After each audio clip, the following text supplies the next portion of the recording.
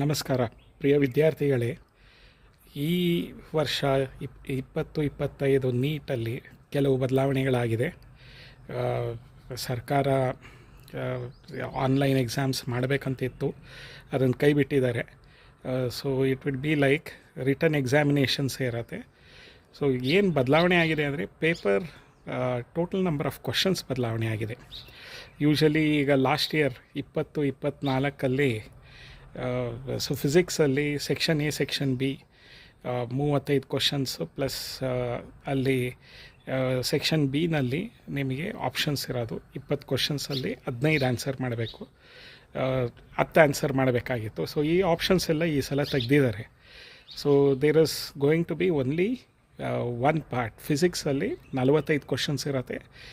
ಕೆಮಿಸ್ಟ್ರಿನಲ್ಲೂ section A section B ತೆಗೆದಿದ್ದಾರೆ, ಬರೀ 45 questions ಡೈರೆಕ್ಟಾಗಿರುತ್ತೆ.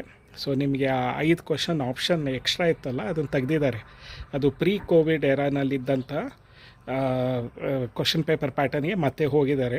Covid ಟೈಮಲ್ಲಿ ಸೆಕ್ಷನ್ ಎ ಸೆಕ್ಷನ್ ಬಿ ಮಾಡಿದರು, ಕಳೆದ ವರ್ಷದ ತನಕ ಅದನ್ನು ಫಾಲೋ ಮಾಡ್ತಿದ್ರು. ಬಯಾಲಜಿನಲ್ಲಿ ಬಾಟ್ನಿ ಸೆಕ್ಷನ್ ಎ ಮತ್ತು ಸೆಕ್ಷನ್ ಬಿ ಇತ್ತು. ಈಗ ಅದನ್ನು ತೆಗೆದು ಡೈರೆಕ್ಟಾಗಿ ನೀವು 45 ಕ್ವಶನ್ಸ್ ಆನ್ಸರ್ ಮಾಡಬೇಕಾಗುತ್ತೆ. ಯಾವುದೇ ರೀತಿಯಾದಂಥ ಚಾಯ್ಸಸ್ ಇರಲ್ಲ. ಝುವಾಲಜಿನಲ್ಲೂ ಹಾಗೆ ಮಾಡಿದ್ದಾರೆ. ಸೆಕ್ಷನ್ ಎ ಸೆಕ್ಷನ್ ಬಿ ತೆಗೆದು 45 ಪ್ರಶ್ನೆಗಳಿದೆ, ನೀವು ಡೈರೆಕ್ಟಾಗಿ 45 ಪ್ರಶ್ನೆಗಳನ್ನ ಆನ್ಸರ್ ಮಾಡಬೇಕು. ಈಗ ಪ್ರೀ ಕೋವಿಡ್ ಎರಾನಲ್ಲಿದ್ದಂಥ ಕ್ವಶನ್ ಪೇಪರ್ ಪ್ಯಾಟರ್ನ ನೀಟಲ್ಲಿ ಮತ್ತೆ ಇಂಟ್ರಡ್ಯೂಸ್ ಮಾಡಿದ್ದಾರೆ. ಇದು ಈಗ ಆಗಿರೋವಂಥ ಬದಲಾವಣೆ. ಈ ಬದಲಾವಣೆ ತಕ್ಕನಾಗೆ ನೀವು ಪ್ರಿಪೇರ್ ಆಗಬೇಕಾಗತ್ತೆ. ಮತ್ತು ನಿಮಗೆ ಎಕ್ಸ್ಟ್ರಾ 20 ನಿಮಿಷ ಕೊಡ್ತಿದ್ರು ಈ ನೀಟ್ ಎಕ್ಸಾಮಿನೇಷನಲ್ಲಿ. ಈಗ ಅದಿಲ್ಲ. 180 ಕ್ವಶನ್ಸ್ಗೆ 180 ಮಿನಿಟ್ಸ್ ಇರುತ್ತೆ. ಸೊ ನಿಮಗೆ ಯಾವುದೇ ರೀತಿಯಾದಂಥ ಅಡಿಷ್ನಲ್ 20 ಮಿನಿಟ್ಸ್ ಸಿಗಲ್ಲ.